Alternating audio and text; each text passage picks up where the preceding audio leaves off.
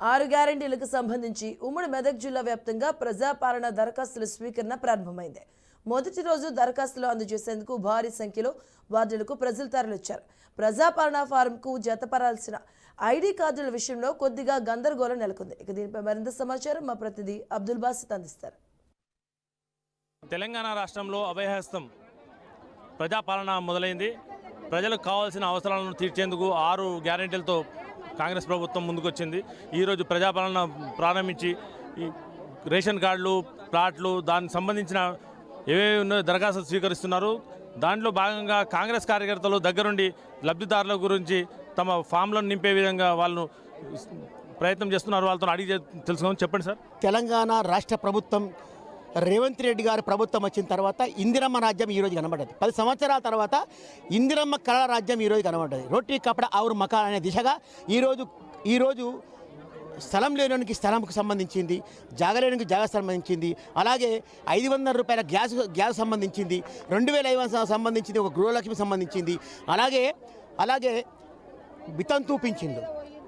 అదే కాకుండా కూడా ఈరోజు ప్రతి విద్యార్థికి 10th క్లాస్, ఇంటర్మీడియట్, డిగ్రీ చదువు విద్యార్థులందరికీ స్కాలర్షిప్లు, అలాగే రైతులకు సంబంధించింది, రైతు భరోసా సంబంధించింది, పెన్షన్ స్కీమ్ అన్ని స్కీమ్ సంబంధించింది. రేవంత్ రెడ్డి గారి ప్రభుత్వం ఈరోజు అన్ని స్కీమ్లు కలిపి ఒకటే స్కీమ్ చేయడం జరిగింది. కాబట్టి మొట్టమొదటిసారిగా ఈరోజు మెదక్ జిల్లా అనేటువంటి ఉమ్మడి మెదక్ జిల్లాలో గౌరవనీయులు రాష్ట్ర మంత్రివర్యులు దామోదర్ రాజనరసింహ చేతుల మీదుగా ఈరోజు ఈ స్కీమ్స్ ప్రారంభించిన కాబట్టి ఈరోజు సంగారెడ్డి ప్రజలందరూ సంతోషంగా ఉన్నారు. కాంగ్రెస్ పరిపాలన ఎంతో సంతోషంగా ఉన్నారు. కాబట్టి ఇది ఒక విజయంగా 8 రోజులనే ఒక మార్పు ఏర్పడ్డది. ఉచిత బస్సు ద్వారా ఒక మార్పు ఏర్పడ్డది ప్రజలను. కాబట్టి ముందు ఇంకా మంచి దిశగా వెళ్తుందని కాబట్టి చేతలేపరుస్తున్నాం. మాకు రేవంత్ రెడ్డి వచ్చినందువల్ల మాకు ఫ్రీ బస్సులు వచ్చినాయి. అన్ని సౌకర్యాలు చేయాలని కోరుకుంటున్నాము. మాకైతే పింఛన్ లేవు సారు. మేము కష్టం చేసుకొని బతుకుతున్నాము. మాకు పింఛన్ కావాలి. ఈ 6 గ్యారెంటీలు ఇవ్వడం అంటే మస్తు సంతోషం ఉందండి.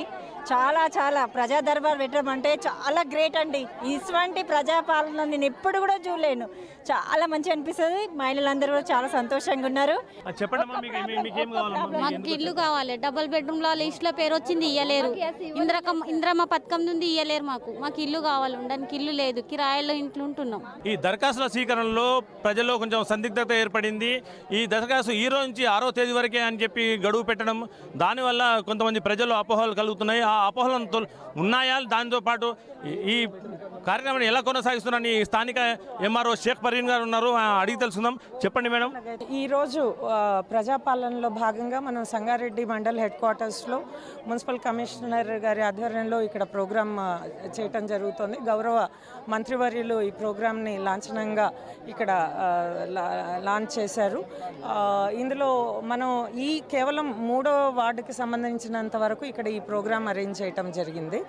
3వ వార్డుకి సంబంధించిన 400 కుటుంబాలు ఇక్కడ ఉన్నాయి. కాబట్టి వాళ్ళందరి దగ్గర నుండి ఈ అప్లికేషన్ ఫామ్ ఇచ్చి ఒకే అప్లికేషన్ ఫామ్లో ఈ స్కీమ్స్ ఏవైతే 5 స్కీమ్స్ ఉన్నాయో వాటికి సంబంధించిన వివరాలన్నీ కూడా మన అప్లికెంట్స్ ఫిలప్ చేసి ఇవ్వటానికి అవకాశం ఉంది. దాంతోపాటు వాళ్ళు ఆధార్ కార్డు, తర్వాత రేషన్ కార్డు జతపరచాల్సిన అవసరం ఉంది.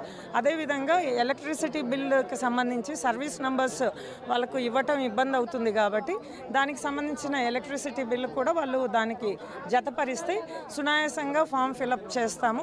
వెంటనే రసీదు కూడా వారికి అందచేయటం జరుగుతుంది.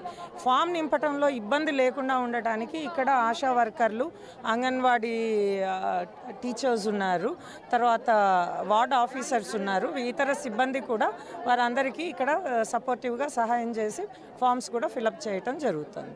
అంటే కొంతమందికి ఈ రోజు నుంచి 6వ తేదీ వరకే చివరి గడువు అనే అభిప్రాయం వ్యక్తం చేస్తున్నారు. అదేవిధంగా కొంతమందికి అనుమానాలు వ్యక్తం అవుతున్నాయి. దాన్ని ఏ విధంగా నివృత్తి లేదండి. గౌరవ ముఖ్యమంత్రి వర్యులు నిన్న స్పష్టంగా చెప్పడం జరిగింది. ఇదంతా కూడా నిరంతర ప్రక్రియ. ఈ ప్రోగ్రామ్ని మనం ఇవాల్టి నుండి 6వ తేదీ వరకు మనం నిర్వహిస్తున్నా కూడా ఇందులో మిస్ అయిన వాళ్ళు తహసీల్దార్ కార్యాలయము, ఎంపీడీఓ కార్యాలయం, మున్సిపల్ కమిషనర్ గారి కార్యాలయానికి వెళ్ళి అక్కడ బ్లాంక్ ఫామ్స్ అవైలబుల్ ఉంటాయి. ఆ ఫామ్స్ తీసుకొని అక్కడే వారి హెల్ప్ డెస్క్లో నింపి సబ్మిట్ చేస్తే అవి కూడా నమోదు చేసి పంపించడం జరుగుతుంది. అంటే ఫారంతో పాటు మీరు Aadhaar card, ration card submit చేయాలి, దాంతో ఎలక్ట్రిసిటీ బిల్ సబ్మిట్ చేయాలంటారు. చాలామంది రెంట్కు ఉండే వాళ్ళు ఉన్నారు, వాళ్ళకి ఎలాంటి ఆధారాలు లేవు, వాళ్ళ పట్ల ఎలా అంటారు? అంటే రేషన్ కార్డు, ఆధార్ కార్డు అయితే ప్రతి ఒక్కరి దగ్గర ఉంటుందండి. కొత్త రేషన్ కార్డు కోసం దరఖాస్తు చేసుకునే వాళ్ళు మనం ఇక్కడ ప్రత్యేకంగా ఒక జనరల్ కౌంటర్ కూడా ఏర్పాటు చేయడం జరిగింది. ఆ కౌంటర్లో ఈ ప్రభుత్వ స్కీములు కాకుండా వారికి ఎలాంటి వేరే సమస్యలు ఉన్నా, వారి ప్రాబ్లమ్స్ ఏదున్నా కూడా వారు సపోజ్ రేషన్ కార్డు కావాలి, రేషన్ కార్డుకి సంబంధించిన దరఖాస్తు కూడా వారు జనరల్ కౌంటర్లో సబ్మిట్ చేయవచ్చు. ఇదే విధంగా తమ వద్ద ఉన్న ఐడెంటిఫికేషన్ కార్డులు ఎలాంటి లేకున్నా కానీ రేషన్ కార్డు గురించి మాత్రం ఆధార్ కార్డు జతపరచాల్సిన అవసరం ఎంతైనా ఉందని చెప్తున్నారు. ఈ విధంగా ఈ రోజు నుంచి 6వ తేదీ వరకే కాకుండా ఇది నిరంతర ప్రక్రియ అని చెప్పి అధికారులు స్పష్టం చేస్తున్నారు. ఎవరు అవసరం లేదు, అందరికీ ఫారాలు తీసుకొని చివరి క్షణం వరకు వాళ్ళకి అందుబాటులో ఉండే విధంగా కౌంటర్లు ఏర్పాటు చేశాము. దానికి సంబంధించిన అధికారులను కూడా మేము ఇక్కడ కౌంటర్లను ఏర్పాటు చేశామని చెప్పి అధికారులు కూడా చెప్తున్నారు. కెమెరామెన్ శ్రీకాంత్తో అబ్దుల్ బాసిద్, బీఆర్కే న్యూస్, సంగారెడ్డి.